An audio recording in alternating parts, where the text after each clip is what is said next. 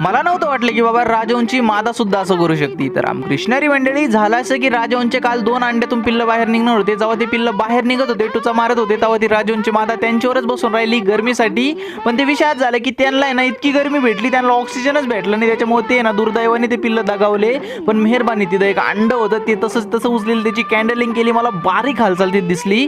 तेच मशीनमध्ये ठेवलंय मी आता 2-3 दिवसांनी. आपल्याला कळन की बाबा त्यातून पिल्लू निघतंय का नाही.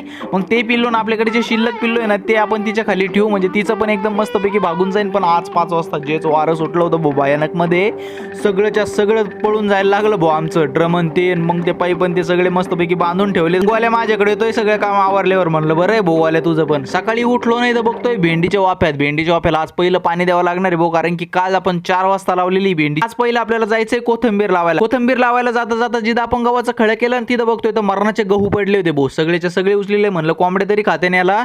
जाता जाता बघतोय तर कोथिंबीर लावून ऑलमोस्ट झालीच होती बरं का सगळी आता. पण जी राहिली ना ते लावता लावता आम्हाला 1 वाजला होता. मग घरी आलो, पहिलं जनावरांचं आवरलं, कारण की लय जबरदस्त आरडत होते. आता आहे ना बाबा देऊ राहिलेत घासाला पाणी. मी चाललोय शेवगावला मम्मीला स्टँडवर सोडायला, कारण की आज तिला जायचंय नगरला.